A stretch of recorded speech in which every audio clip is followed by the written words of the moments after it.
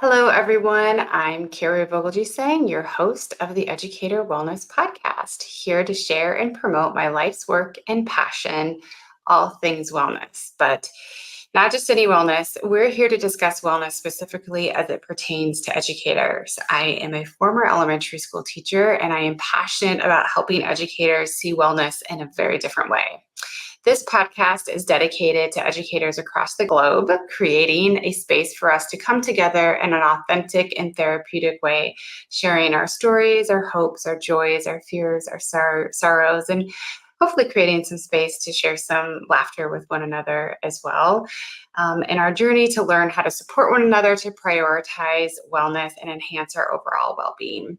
Please join me as we talk with nationally recognized experts to guide us on a transformative journey of self-discovery, helping us to embrace and weave all dimensions of wellness into the fabric of both our personal and professional lives.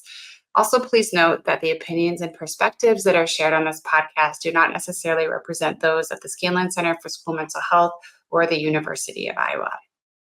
Welcome to today's episode of the Scanlon Center for School Mental Health Educator Wellness Podcast.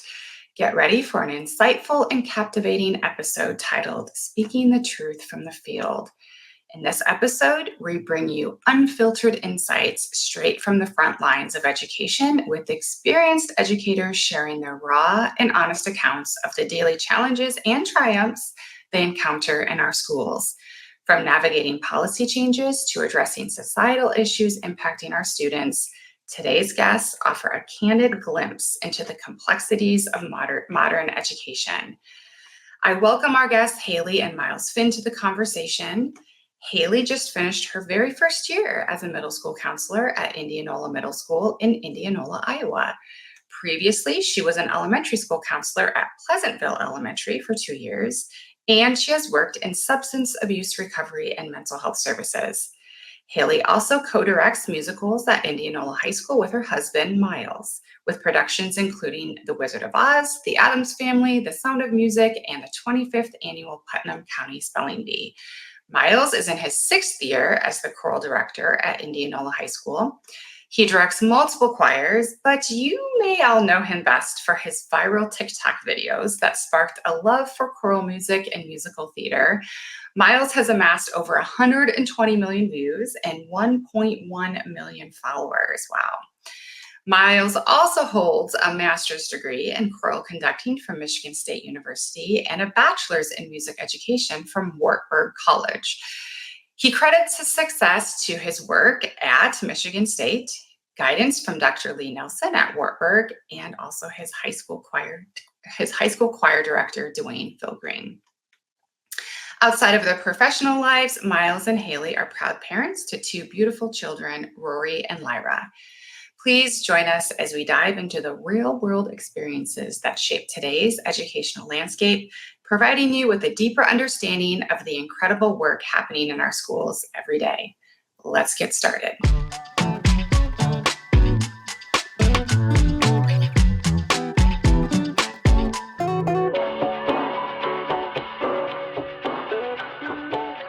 So I'm going to start with a question that might be a little bit personal, but I love asking teachers this question, and I can get into that a little bit more, through your answer maybe. But what is it like? You're both educators. So what is it like to be married to another educator? Is it helpful? Does it get in the way of things sometimes? Do you have disagreements about pedagogy or process? I think we're in kind of a unique situation of where, Miles is the music educator and I'm the school counselor. And so I feel like our specialties are different enough that we collaborate and we work really, really well together. Yeah.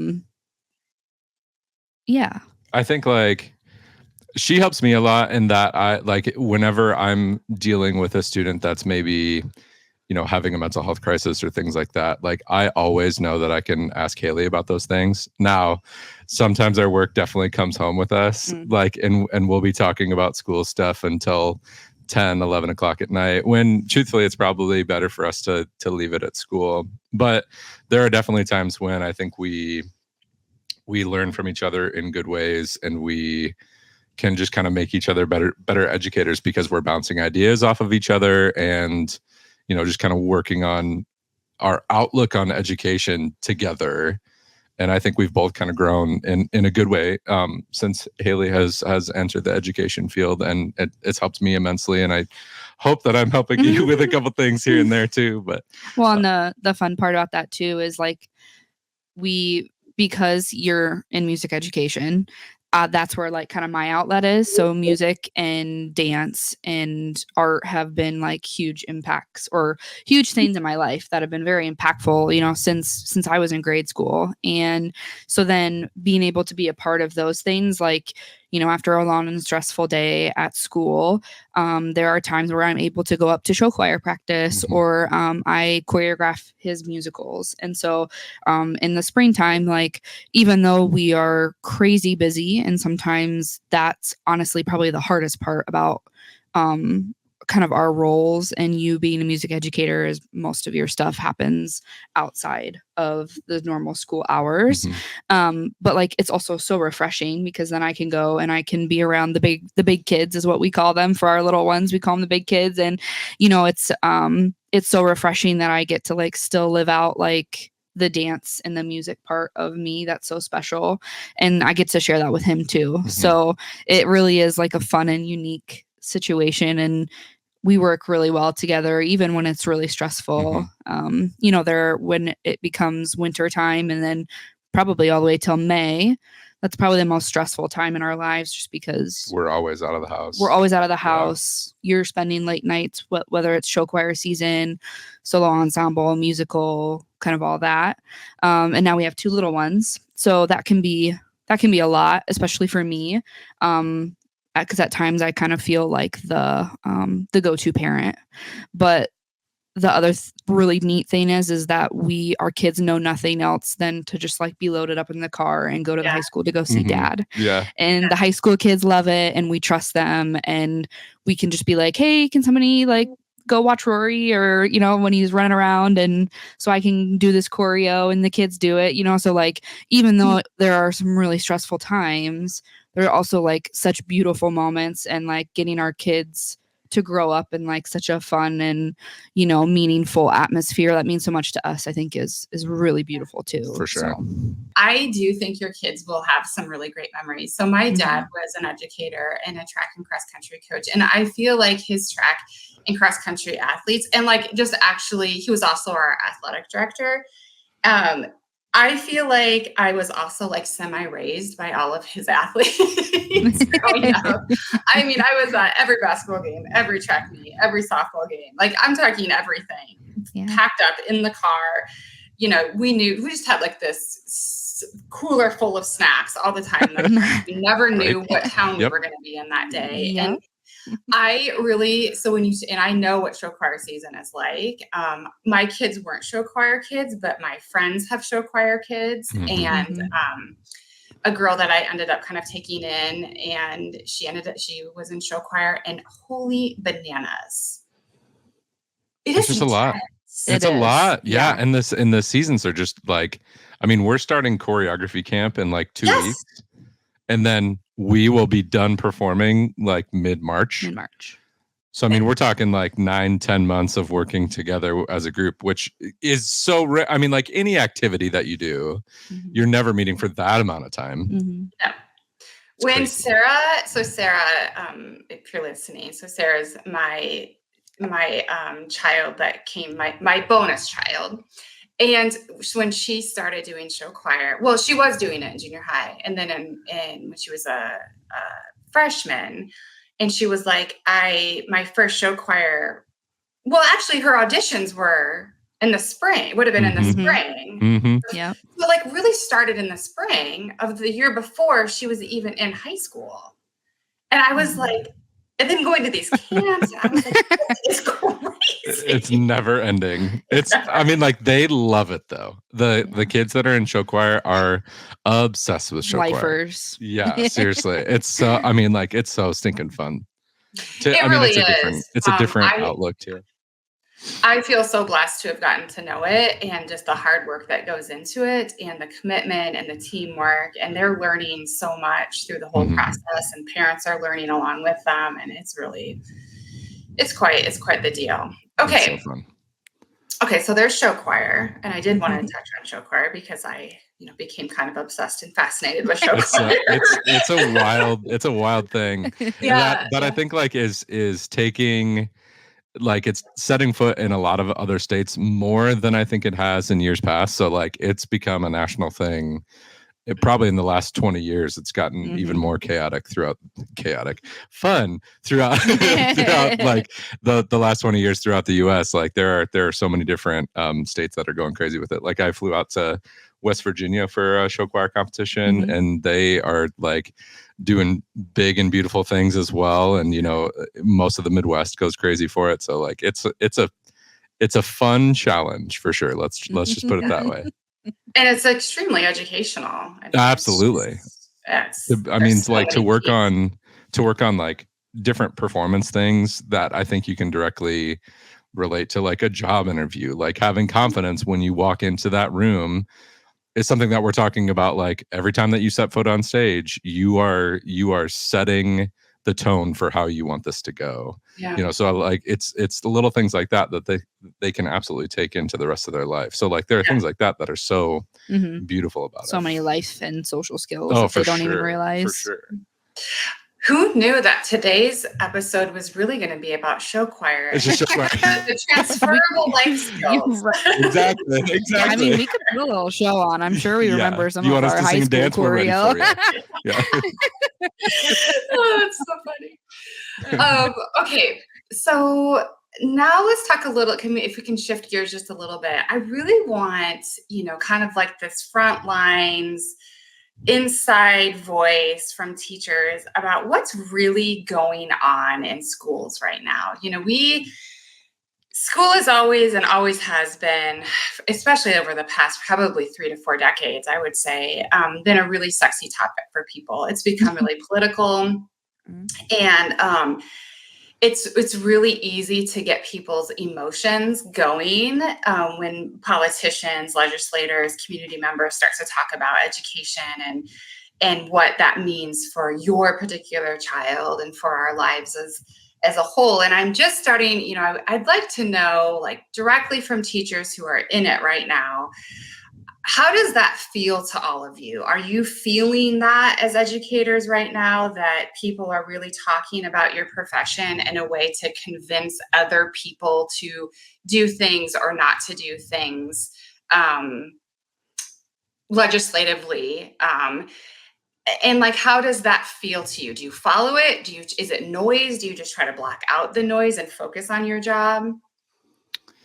Um, it's a lot of noise a lot of the time because, like, I think that if we followed it probably as much as we should, then I think that we would never actually teach, and all we would do is follow the legislation. Just because there's so much that goes into it. Like you said, like everyone, it's such a hot button issue that everyone wants to talk about it at all times. There are certain things that hit a little bit harder when it comes down the pike from the legislature, but there are some things that we just kind of let happen and don't necessarily think about because I think, like I said, if we thought about it too much, then it would just bog us down. And I think that we wouldn't focus on the right things. We have to focus on the bodies in the room, and we have to focus on changing these young people into the future generation that we want them to be, and to be good stewards of the community and things like that. And I think if we focus too much on legislation and things like that, then I think we kind of lose the purpose of why we're in the classroom. Sure. It's really hard. It's really hard though for like the other side of it for me though is as a school counselor, it's really hard not to listen to it. And it's really hard so I work at the middle school here in Indianola, and I'm one of 3 counselors. And they're a wonderful team. And I will say that though it's noise and it's most of the time really frustrating noise, it's really hard to not become kind of it's just frustrating. Mhm. It as a counselor, it hits us a little bit differently because there have been so many policy changes and things going on in legislation about social emotional learning that directly impacts our role as a counselor and directly impacts the welfare of our students. And people who have never worked in education shouldn't be the ones making the laws and the policies, because that's where educators feel so unheard or like they don't feel valued, they don't feel heard, Yeah. because sometimes it's just like we sit back and we're like, what is happening? Like Mhm. everything you say you're doing for students is actually, it feels like it's going against education, educators, and the welfare of the students. Like with the AEA changes going on, I think the biggest frustration with that is that no one knows. We're like we have ideas, there are rumors, there are things that are being said, but really it's going to look so different for every district.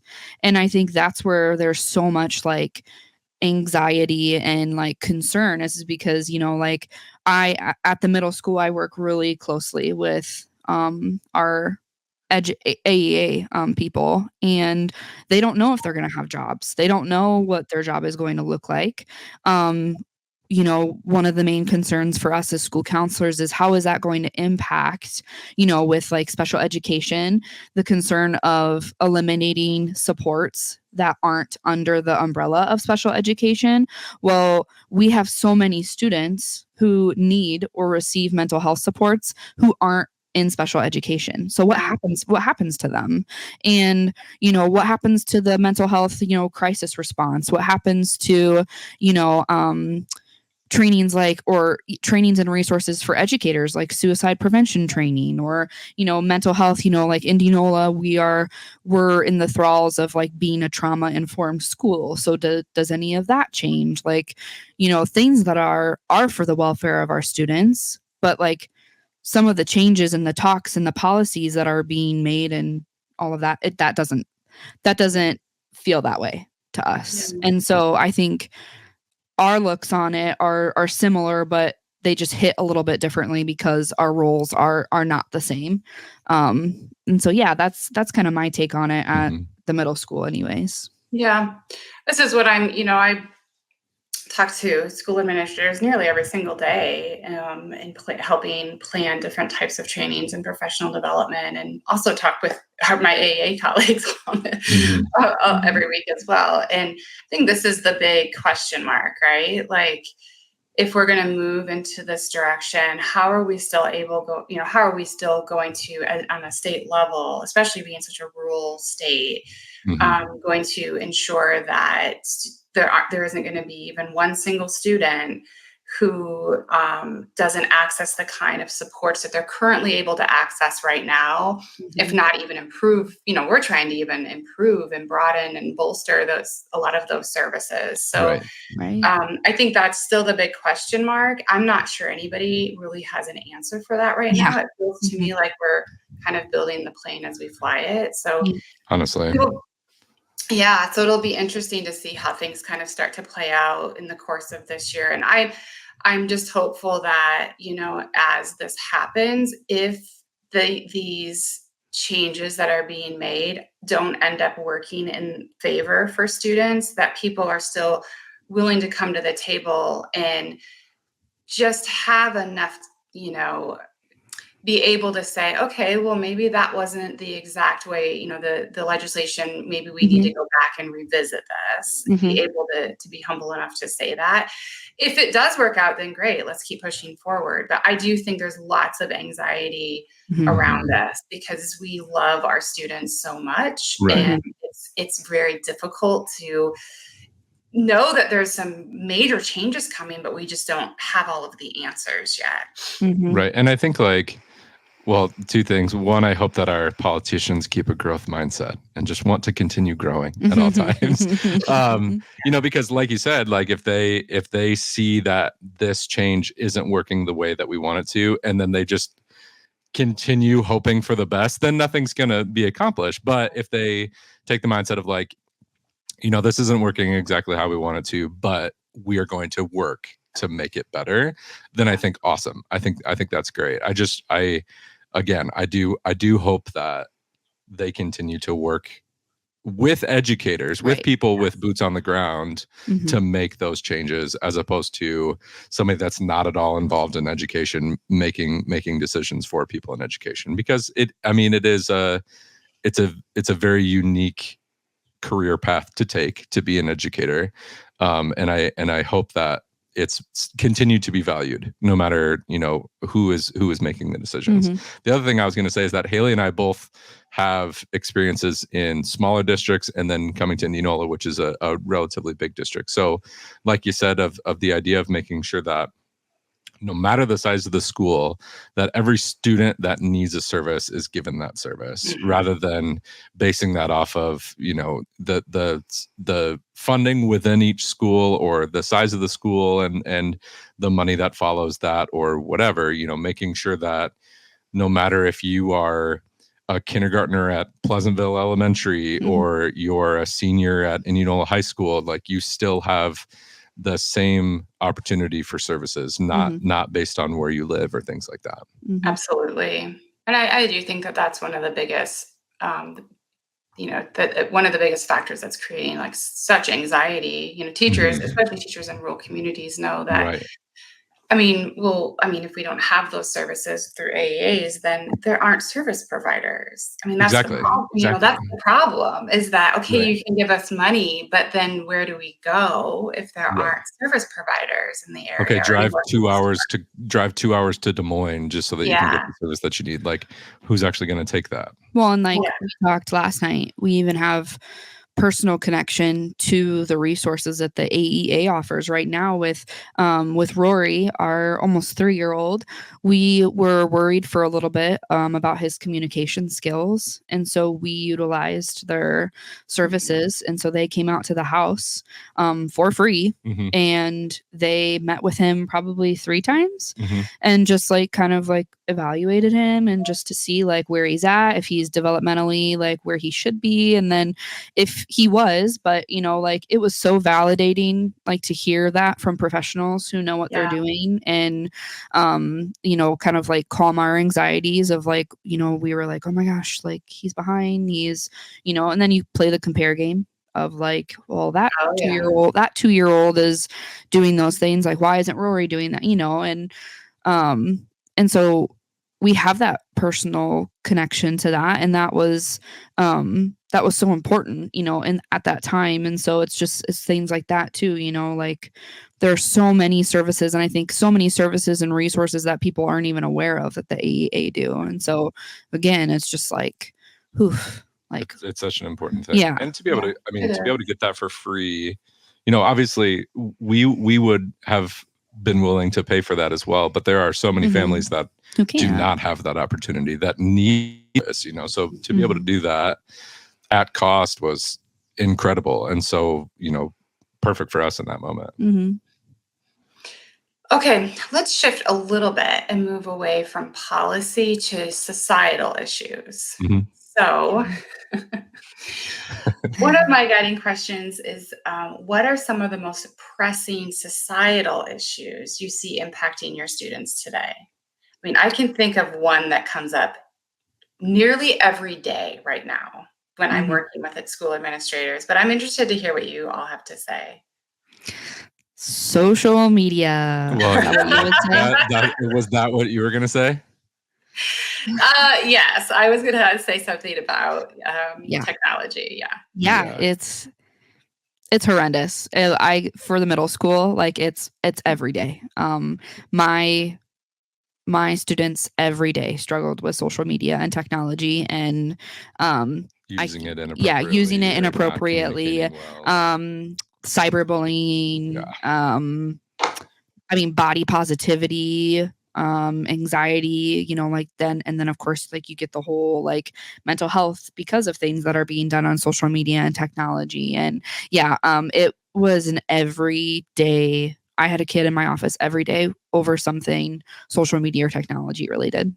Yeah. And these things, you're the one that's in the school, Haley, but happening both in school and out of school. So even when it's happening out of school, it's essentially still happening in school because they bring and and honestly, most of the issues that were coming in for my students, so we loop as counselors, so we stay with the same group of kids through 6th, 7th, and 8th. So I started last year, so I got all of the kids who were 7th graders this year.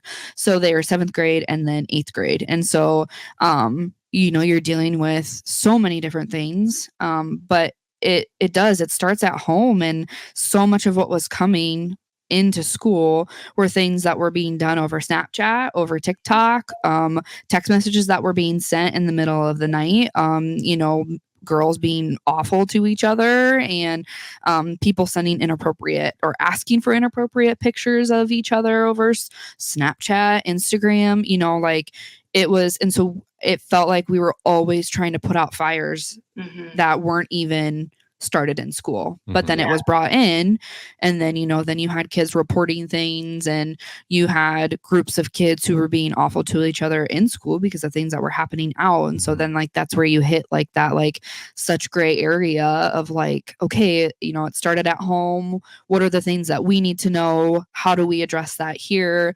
Even though a lot of times, or sometimes, it's not being addressed at home, not being addressed outside. And so then it was hard. It's hard because you're fighting so many battles every which way, trying to help and support the students. But yeah, honestly, a lot of it was outside of school. Well, yeah. And you can only control what's happening inside your building. Well, I shouldn't say that. You can only there's only so much we can do. Yeah. Or give punishments to kids based on, what happened inside of school, and so and then educate and encourage. Exactly. And that's the most important part. Yeah. So, because I'm sure you're seeing this too. We're starting to see an increase in schools kind of taking a stance across the nation of absolutely no cell phones in schools anymore. They're not allowed to not bring them. There's a couple people that I've connected with. I haven't heard back from them yet, who have taken this stand, and I'm wanting to talk to them just to see how this has either helped or had any kind of an impact. Do you think, because of all the things that even happen outside of school, to what extent do you think that would be beneficial if we just said no phones in schools, period?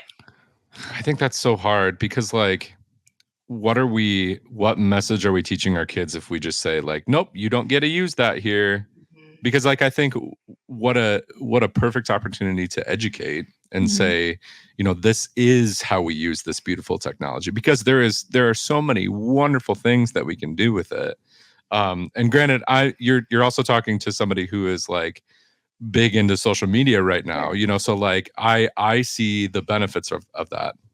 Obviously I see some of the bad side too, but I take a pretty relaxed stance with cell phones in my classroom specifically, just simply because I tell them at the beginning of the year, I want you to learn how to be a good member of society in the 21st century with all of these beautiful technologies that are put in front of you. If we're having a conversation and you get your phone out, how rude is that? It's rude.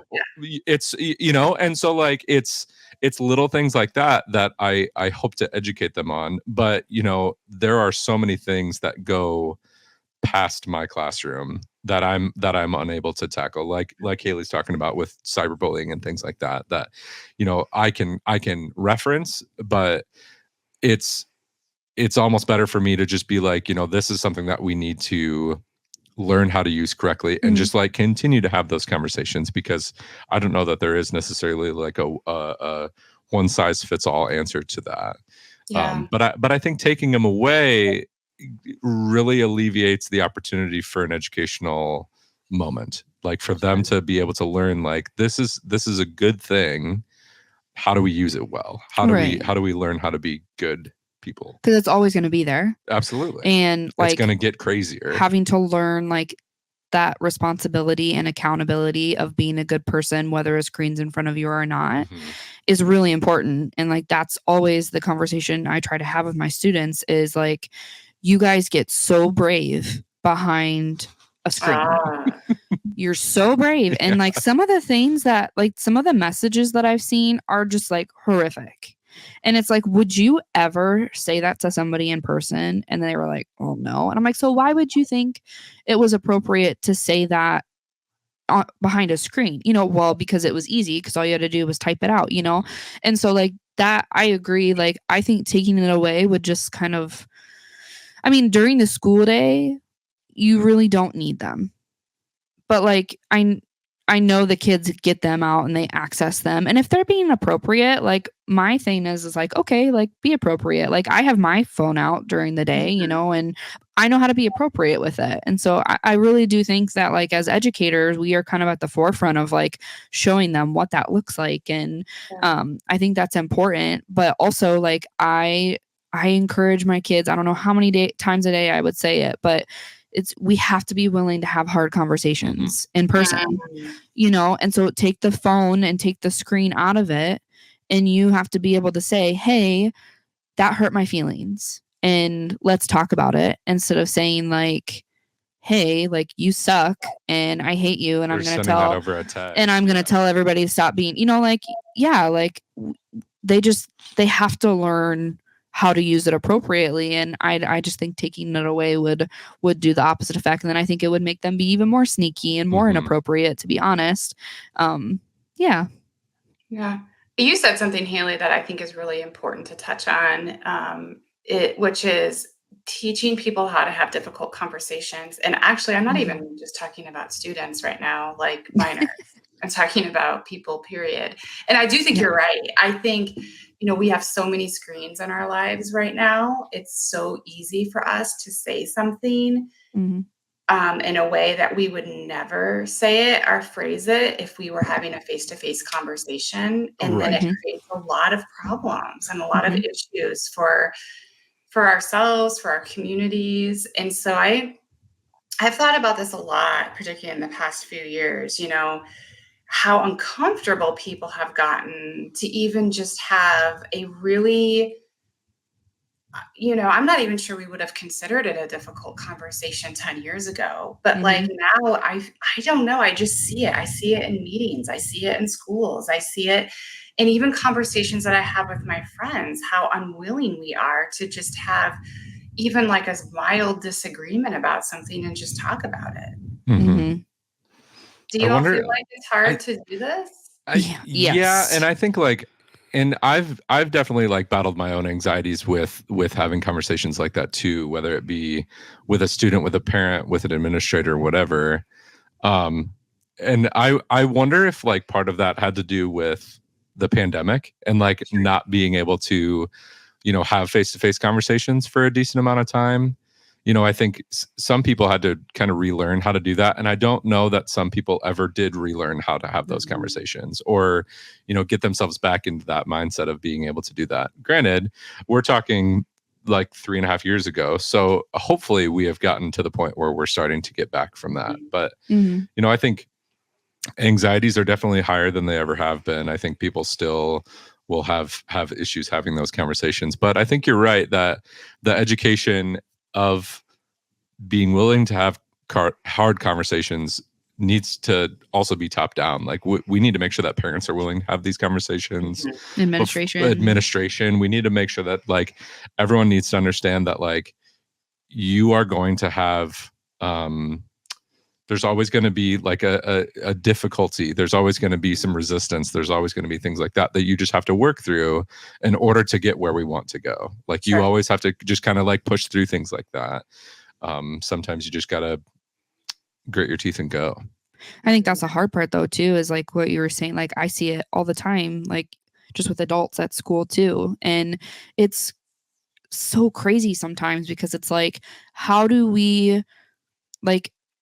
you expect to be a good role model and for students to respect you and respect your classroom and respect each other when like we as adults aren't even willing to have hard conversations or address things? And honestly, there's like, I don't know how other people feel in other districts and other schools, but like sometimes it really does feel like people are okay with just staying mad instead of having a hard conversation. Right. And that is exhausting because our jobs are so hard, and like we shouldn't have to fight with each other and be mad at each other when our job in education is already so hard, and like we're worried about the welfare of our students, and yet we're willing to be mad at each other. And and that's something I've worked on too, is like I have been a people pleaser my whole life, and I have worked really, really hard to advocate for myself. And even this year, and I think honestly it's because I'm working in middle school, and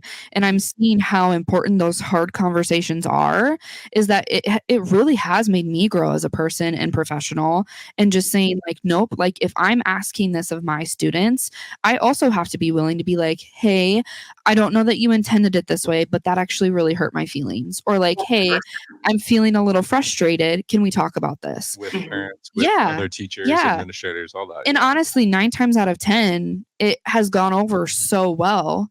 But I think it would have been worse if I wouldn't have been willing to have that hard conversation. And I can't tell you the amount of adults I've had stop in my office throughout the year who have been going through similar things. And I just say like, you are valued and your feelings are valid, and like it is so important for you to advocate for yourself, Mhm. time and time again. And so yeah, we see it all the time, just like Mhm. how like people just want to avoid it, and they don't want to talk about it, and it impacts us so much when we don't. Yeah, oh gosh, I couldn't agree with what you're saying more. And Brené Brown talks about this thing that I think we have started to do so much in our society, which is so damaging. And she calls it the meeting after the meeting. Hmm. And it's like we have this meeting, and maybe, administration pulls us together and they talk about something. And then, as a teacher, as a faculty member, I feel frustrated about what was presented to me. But instead of like trying to hash that out and starting to hash that out in that meeting with everyone there for transparency, then I just wait and I go into like somebody's office Mhm. after the meeting, and we, shit talk whatever just happened. And like, Right. I get it. Like, we also need to have time and space to vent, and I think that's Right. Right. Absolutely. your partner, whatever, your cat. Mine would be my cat. I love Hunter gives me great advice. Yeah. Somehow he always agrees with me. I love that. What a good Yeah. relationship. But I think that happens a lot. I also think that one thing that I have found when working with a few people in schools is that when you talk about advocating for yourself, somehow it gets mixed up with always, if I advocate for myself, I'm going to get my way. And like, Right. we have to be really clear, like, yes, you can advocate for yourself, and you should be very transparent about your feelings and what you're wanting. I mean, at least to some extent, oversharing is also an issue sometimes. Mhm. But also understand that if you don't get exactly what you want, that's life. Mhm. And it's okay. You can keep working on it, and just keep trying to compromise. And Mhm. sometimes you just have to also just let it go and just Mhm. focus on your job and move forward, right? Right. Mhm. Right. So I do think that there are two things that are really creating some issues when I'm in schools and doing school mental health stuff. Those things pop up a lot in conversations. Mhm. The meeting after the meeting, yeah, like that. That's so true. It's so true, and like those get so toxic so fast, and like, Toxic. and what is that doing? But just creating more animosity. Like Mhm. you have to tackle the problem straight away. And like you said, like it's not always going to turn out the way that you wanted to. There are going to be things that you're going to disagree with an administrator, another teacher, whatever, but you have to be willing to have those conversations, which is going back to what we were just talking about. Mhm. It's hard, but it's also, it's like a muscle, right? The more you Mhm. practice, Yep. the stronger it gets, and the less uncomfortable it is to do For sure. it. And Yeah. it's not that it's ever easy. I mean, I know Mhm. that I have a couple difficult conversations coming up this week, but it needs to happen. Mhm. Right. We're gonna do it face to face, and it's gonna be Mhm. okay. Yeah. We're all For gonna be sure. okay. Yeah. And that's the thing too, kind of like going off of what you were just saying. Like, I will say though too, like I know I'm guilty of meeting after the meeting, Oh, we all and are. it's hard, but like, and going back to like, it truly goes from top down though. So like when you like the environment, especially in education, like everybody has to be willing to have those hard conversations, and I think that's part of the problem right now too in a lot of districts. Is that not everybody is on the same page and is willing to do that. And like, I know, like, I've had a number of teachers who have confided in me and who have felt like unheard or Mhm. not heard or not valued. And not to say that that was actually the case, but that's how they were feeling, you know, and like that's valid. And like I feel like we are also to a point, like in education, because it's been such a hot button topic and like there is just so much crap going on with it, is that I think there is like a sense of like numbness and Mhm. people who are just like, well, this is how it's been for a long time and I've tried to do something different but nothing happened, so now I'm just like gonna sit here and just like let it happen. And that's where I'm just like, no, like we can't, like, especially being fresh into school counseling, like I refuse to be numb. I've had that conversation multiple times this year of like, I refuse to be numb because like that's not how things should be. And I'm sorry that you have felt have experienced things that make you feel like what you have to say is unimportant or that you are not valued. You are, and you're valid in that, but like people deserve to hear what you're thinking. People, you deserve to advocate for yourself, even if it means maybe in the end, like you said, it doesn't work out the way you want, but at least you can look back and say, hey, like I advocated for myself, like Mhm. I spoke my piece, like I can feel good about that. Like, and sometimes it's not even like, for me, it's not even like getting my way. It's just like, I need to be heard. I need you to know how that made me feel. And if you can acknowledge that, then that's okay too. And like we can move forward in that. But like, I think there's just like kind of just a toxic culture right now of like people being okay staying like stagnant because of Mhm. like past experiences. And that makes me really sad because, again, of everything else we're dealing with, like the culture of a school is so important. And I hope Yeah. that we can like start making progress in that way too. And again, it goes back to like how educators are feeling right now. And I hope we can make progress in that too. Yeah. I hope we can too. I mean, and that is uniting. Hmm. It's not doing the meeting after the meeting, right? It's becoming Yeah. a collective front. And Right. I'm hoping that, as we move into the academic year of 2024, 2025, that Mhm. we can start to do more of that. I know one of the sessions that we're going to have at Iowa Best 2024 is about how to become a united front, Love which I that. That's think is great. really going to be That's really great. a It's really good one. important. Okay, let's move into challenges and triumphs. So, I don't want this all to be, doom and gloom, because we know it's not. But we do know that there are some specific challenges. We've already addressed the social media. So maybe outside of social media, like what are some specific challenges that you are working on right now, in your schools with students? And then what are some really specific triumphs that you feel like happened over the course of maybe even just this last year? So I would say my first, when I saw this prompt from you, the first thing that I was thinking about was just like understanding how to be an authentic educator, understanding how to like Mm. be my truest self in the classroom was something that I struggled with for years, and really did not just feel comfortable being who I was in a classroom, because I felt this need to be, I'm gonna say like uppity, or I am the educated one. Like I'm gonna make sure that you understand everything that I've known, or whatever, So like getting away from that, um, kind of like egocentric. It was very egocentric.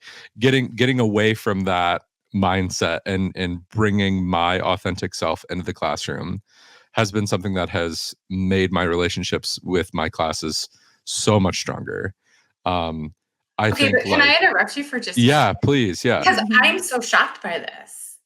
Because I mean, I believe you, of course. Like, I believe what you're saying. But to somebody who just like watches your videos here and there, Yeah. I would have never thought this, that you Oh yeah. struggle with this. And it's a real thing with teachers, by the way. Like, when I was teaching, I'm not teaching right now. My role is different now, and I, have a 100% admin position at the university. But when I was teaching undergrads in our teacher prep program, it was something that I talked with them a lot about. Like, you can't watch Robin Williams and Dead Poets Society and then just go to your classroom and stand up on a table and start shouting poetry. Exactly. Like, it's Right. so inauthentic. If I were to Right. do that, they would make fun of me. They would never have respect for me. That's not who I am.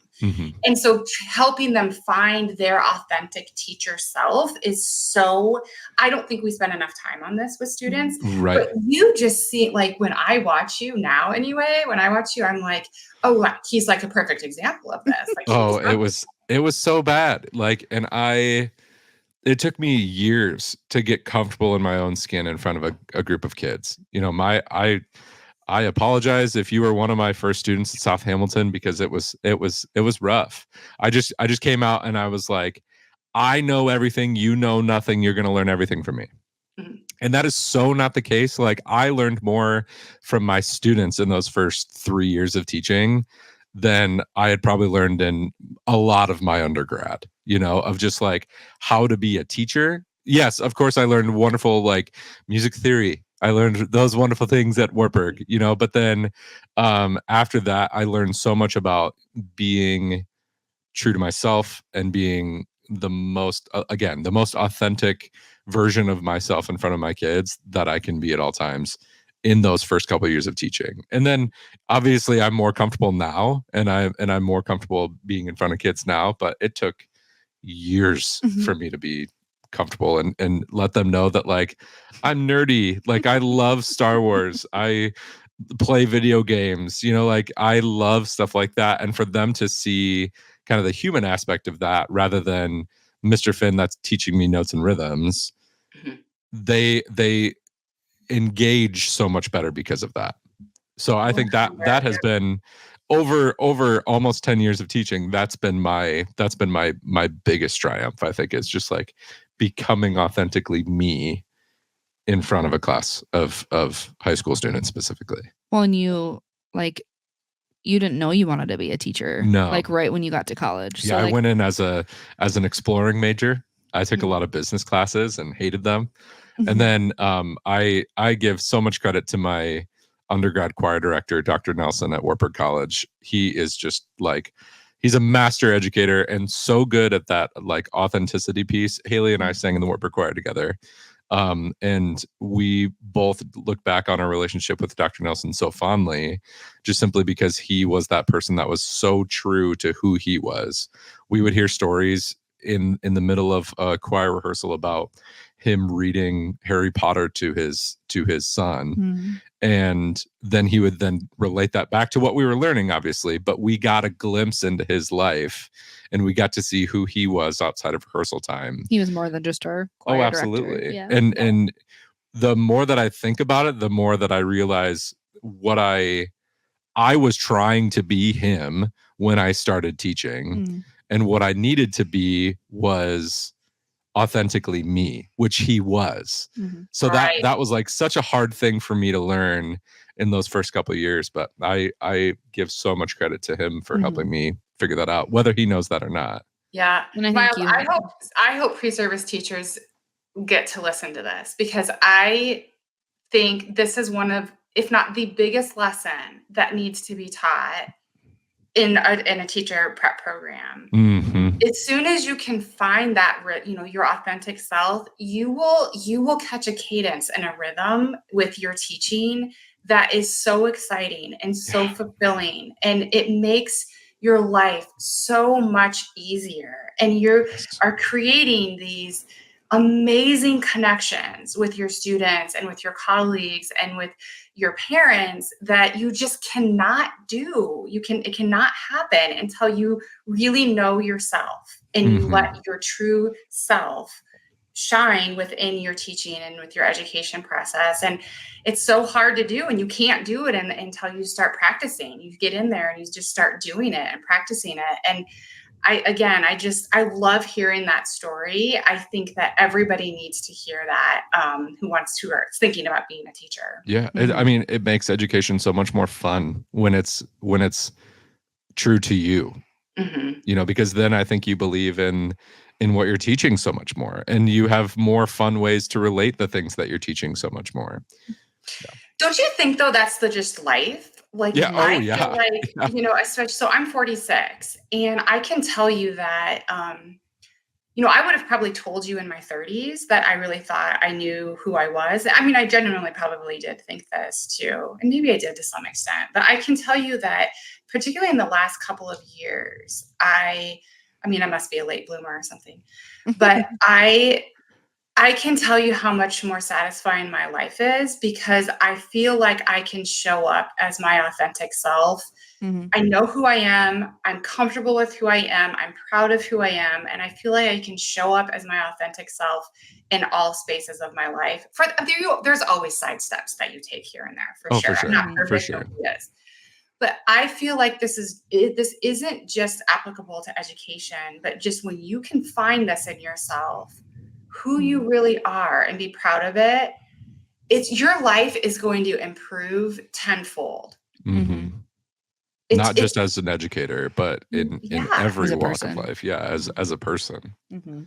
yeah. Yes. And that's what we try teaching too, and that it's such an abstract concept to try to understand or try to explain to people. But I think we try to do that as much as we can by example and just showing them like, yeah, we are gonna have Legos in our office and we're gonna be goofy, but like, And we're gonna but make that's mistakes when we're and gonna we're make gonna mistakes. apologize. Exactly. But that's who we are. And we want to help you find that. Yeah. We want you as a teenager to find who you are as a person, and you will have so much more fun both in the activities that we're involved in and like we're saying as just people, Mhm. living life. You have to be true to yourself. Okay, Haley, how do you want to do this? Do you want to go to your triumph or do you want us to stick with Miles and have him do his challenge? You can stay with Miles. That's fine. He's on a roll. What's my challenge? What I is wrote, your I wrote challenge? I wrote down challenges. Ooh, this is a big one.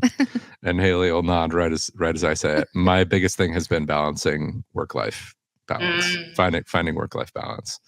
And specifically when my TikTok blew up, that was probably when it was like the hardest for me because I would get home, I would see like, ooh, this video is at millions and millions of views. Like I need to go through and like scroll through all of these comments and things like that. When actually it was more important for me to be a dad and a husband in that moment, So I would come home from school and I'd be thinking about what's the next warm up that I'm going to be doing, or how am I going to be thinking, and not just TikTok, like it was also what am I going to be doing with my show choir season? What am I going to be doing with musical things like that? And it took me. I'm still not great at it, and it's something that I'm still continuing to work on of just making sure that when I'm home, I'm gonna shut my phone off. We're gonna go play with balloons with Rory, and you know I'm not gonna be thinking about school. I'm not gonna be thinking about social media. I'm gonna try to be as in the moment as possible. Mhm. But as an educator, I think it's so expected of us to always be thinking about what is the next day going to look like? Do you have your prep done? Like all of that sort of stuff. When really it's probably more important for you to be present in whatever you're doing, whether that's, being a father and husband, or whether that is coaching a T-ball team or whatever, like whatever you're doing outside of school equally impacts how you are going to be inside of school. So I think like working on that work-life balance, staying away from bringing my work home, whether that be emotionally or physically working on stuff at home, I think has been so important for me. So I have really, really struggled with that work-life balance, but that's something that I am aware of and I am continually working to get better at. Yeah, that's fair. That resonates. It's rough. It's hard. It's because hard. because I mean, like, we give ourselves that moniker of educator, and sometimes that lives with us so heavily as like part of our personality, when sometimes it's more important to expand on the other things. I'm a dad, I'm a husband. I'm gonna put so much of my chips into that, and then some of my chips into the other part of my personality. I've just got multiple personalities. That's what it is. When we talk like about the importance of like you would be replaced tomorrow Yeah. in school. Right. Like Yeah. as a counselor, as an educator, as a music teacher, you would be replaced tomorrow. Mm-hmm. Like your title as a dad and a husband and a son and everything else, like that's not replaceable. Mhm. Like that would leave, a hole in the life of so many. And so like making sure like you're keeping that at the forefront because you're a dad, you're a husband, you're a son first. Mhm. And the rest of it kind of just like has to be there too, but like Falls into place afterwards. Yeah. yeah. And that's hard. Right. It is hard, especially when you're so passionate about your career. And it is part of our identity, for It sure. is, yeah, for It's sure. not our whole identity. Right. Mhm. Okay, Haley, what about you? Challenges and triumphs. Oh, I would say that my biggest challenge this past year has been advocating and educating people on the role of a school counselor. This is so good. Good, Haley. Mhm. So there, if you want a school counseling hot button issue, it's guidance counselor versus school counselor. And so like just educating people on like there is a difference. School counselor is the appropriate title now. Guidance counselor is just like it was what we used to be called, and it doesn't make sense for us to be called that anymore. And because of like we're educated very differently. Guidance was very like career, what are you going to do in your future focused. I will say that is not a lot of what I do. That's a part of it, but mental health and social emotional is what I do every single day. And I'm trained in those things, and it just looks a lot different. And so I, as school counselors, there are still people who don't understand our role, and some who I don't know that ever truly will. But the other part of that is like they have to be willing to educate themselves too, and educate themselves and ask questions. And some people just aren't. And so I've had to learn like kind of the authenticity piece. Like I just have to be myself. And hopefully that will shine through, and that they will see what my role as a school counselor is and the importance that I have in my students' lives. Because I will be completely honest with you, I think that there are people, well, I know that there are people who I interact with who I think don't think that we're important and don't understand even what we do. And so It's so frustrating. it is. It's frustrating. But like I've had to really come to like find that balance between like advocating and then letting them do the rest. Like then being there for my students and just like almost like proving myself, but like in a good way. Like trying to find the balance between like proving myself to like appease others and proving myself for myself and for the welfare of my students, because it used to be like really hard to do that. I wanted everybody to like me. Even though I wanted people to know what I did was important. But that kind of would get muddled.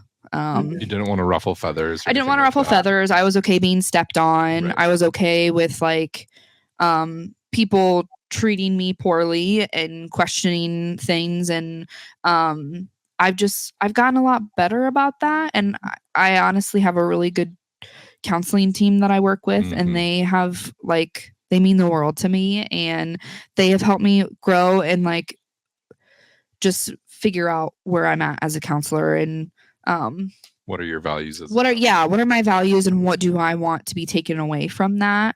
And first and foremost, it's how my students feel. Sure. And so like the rest of it just kind of has to be let go sometimes. And not like, I don't want to say like I should have to let go of people, you know, treating me poorly, but sometimes if they're not willing to put in the work, then there's not a lot else that I can always do. If I can be my authentic self and show them why my work is important and why I matter, I think that's the most important thing, and how that impacts the students. Because hopefully that's what we can agree on is that the important thing is the student. So yeah, I've had a couple of challenging conversations and interactions this year of just like, wow, like you really don't understand my role, or like, wow, like that was really hurtful. And school counselors get looped into admin a lot. We are not administrators. And my team at the Indianola Middle School, we fight really, really hard to make sure that we're not being viewed that way, both for the student's sake and for the relationships that we have with the adults, because so much of what admin do doesn't line up with our counseling ethics and values. You know, like one of the things that we really, really try to not be involved in is the consequences or punishments, because the minute that a school counselor starts punishing a student and handing out, you know, like a consequence, you don't want to talk to me anymore. Sure. You know, and so like trying to make sure like there are clear lines between the roles is really hard. And again, I think we fight like what was a guidance counselor in the role of that, and like how that has like modernized. But yeah, that's been a little challenging, more challenging than I guess I would have thought in this day and age. But an important thing to educate people about, though. Yeah, like the importance of your job, and showing them like, no, I'm dealing with these crises on a regular basis. I'm making sure that students are getting the services that they need regularly, things like that. Oh, and I can't tell you like the other too is like, even though it's been some of the most challenging experiences this year, there have been some really great conversations that have come from that, of like frustration of like how you made me feel, and then they'd be like, wow, like I didn't know. Yeah. And it's like, great, so now you do. And I'm really glad that like we could have this conversation, and that like, again, going back to like, we have to be willing to have a hard conversation. And so like I can't tell you the number of those conversations that I've had too, that have just like started the conversation and have like hopefully like kind of like, you know, filled that gap of like, you know, I think there are I'm trying to think what I'm trying to say there. Just the gap of like feeling like sometimes there's like, you're the counselor, you're the teacher, like, you know, you want there to feel support all the way around. And so I think those are important conversations to have too in regards to that. Yeah, I'd say that was my challenge. It sounds like there's some triumph in there though too. Yeah, for sure.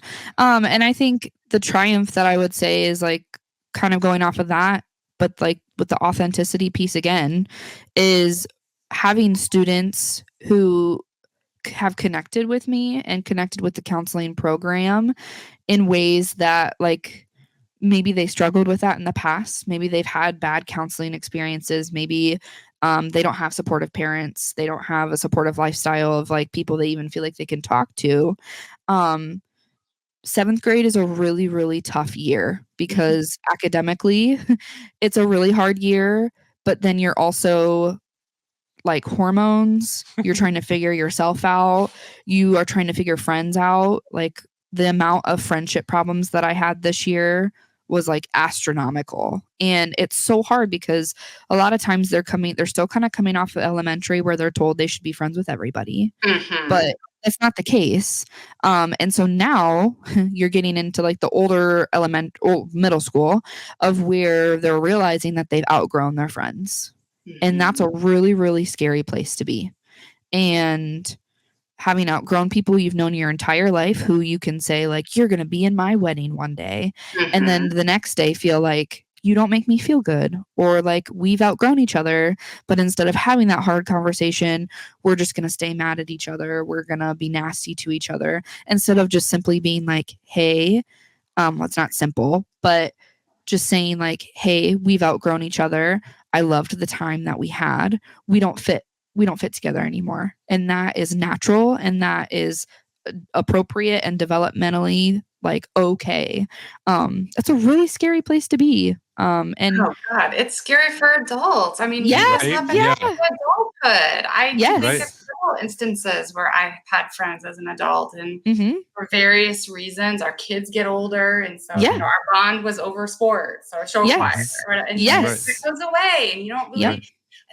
And it's even as an adult, it's so uncomfortable because It you is. know, you used to know each other so well, and then you get to a space where you're like, well, we don't really like to do this. We used to hang out at track meets, and now we don't like to do the same thing. Yeah. Right. Yeah. It, Right, it puts exactly. us in a vulnerable spot too, of like acknowledging like, oh, like, you know, like the minute I tell my 7th grade girls, like there were people in my wedding that I don't talk to anymore. Mhm. Yeah. And they're like, oh, what? Yeah. Like, and it's like, yeah, but like, it's not because I don't hate them. We just like our paths went different ways. And I wish them the best. And do I wish we still talked? Absolutely. But like life happens and there's no animosity there. And like their role in my life was beautiful. And I don't regret that. And so just trying to teach those life skills and like tell them like my own experiences, like, and I know like that's another thing too of like, you know, how much as school counselors and educators like do we share?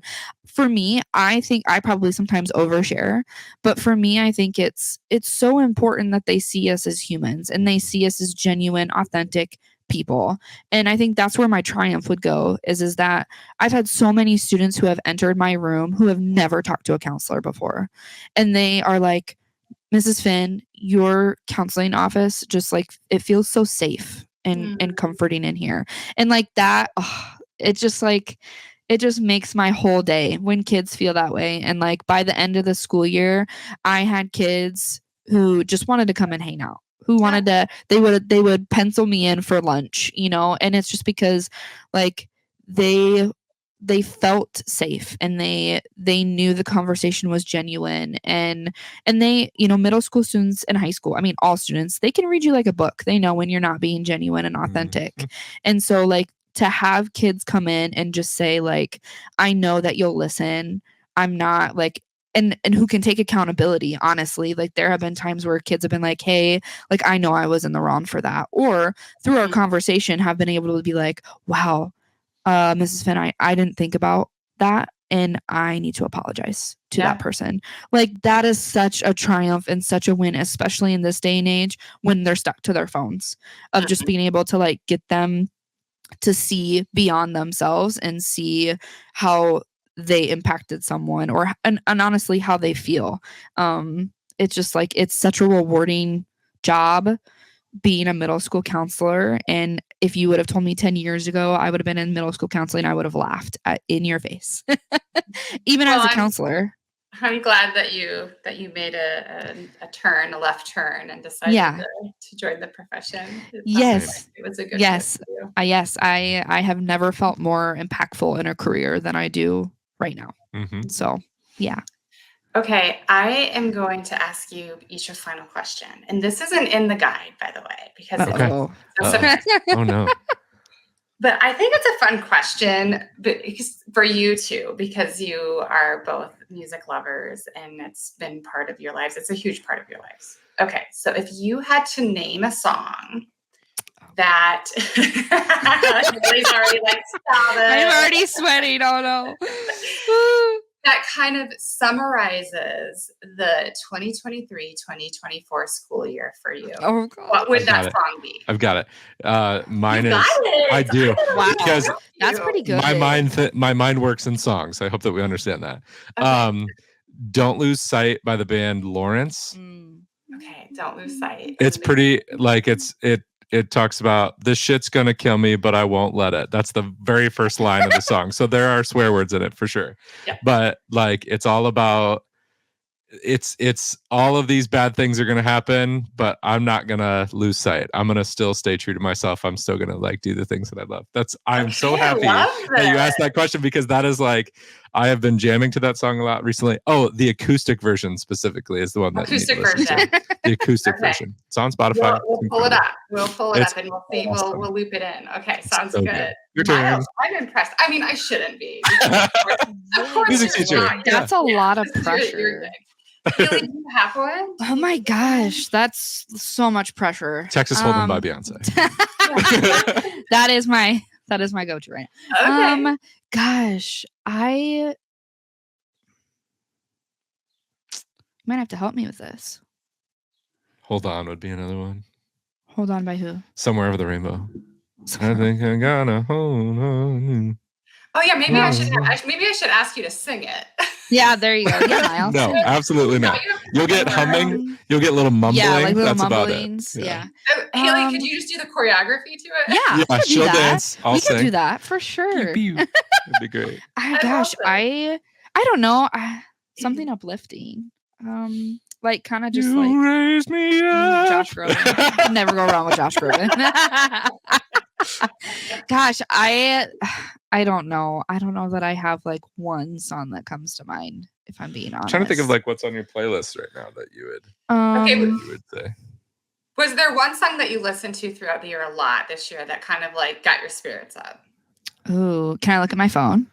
Sure, of course. Can I bring up my Spotify list? Yeah. I'm trying to think. Yeah. I have In fact, you can just share that list with me. Right? Yes. Yeah, exactly. You get all of it.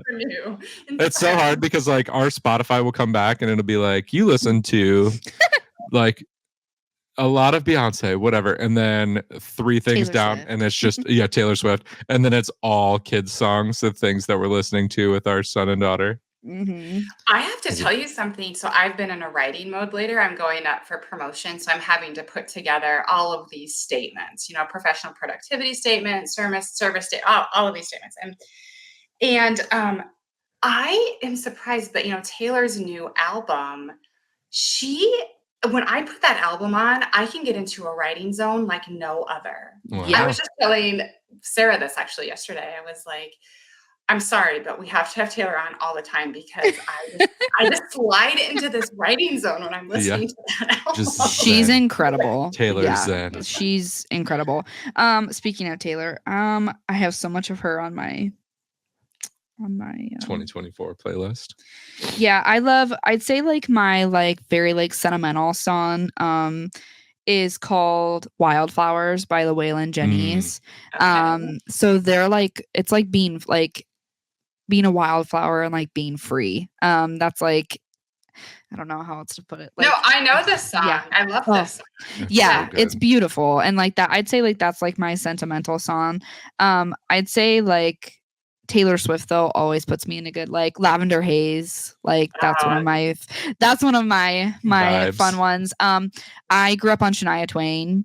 And so like she never fails to like put me in a good mood. Her new song Giddy Up is real fun. I just saw her in concert with my cousin this past year, so that was really fun. Yeah, I don't know. Well, those we'll have to somehow weave those in and yeah. So. Yes. I really appreciate both of you. I loved chatting with you today, and I hope that we can continue our conversation in other ways as well. And I just have to say, educators like you, if we could just like clone you over and over and over again for all content areas, then it would be really great. So I really appreciate you both, not only just coming on the show, but just what you do every single day and how you show up for our students and our communities. Thank you. Thank you. And thank you so much for having us on too. This has been fun. Yeah, this has been really fun. We appreciate you talking with us too. Okay. Well, have a good day, everyone. Thank you for joining us for this episode of the Scanlon Center for School Mental Health Educator Wellness podcast. As we've heard today, the work of educators is incredibly complex. We hope these unfiltered insights have given you a deeper appreciation for the challenges and the triumphs of our educators and what they face on a daily basis. We encourage you to take steps to better understand the inner workings of schools and all that it takes to teach in 2024 and beyond. I encourage everyone to continue to support and uplift our educators as they navigate this ever-evolving landscape.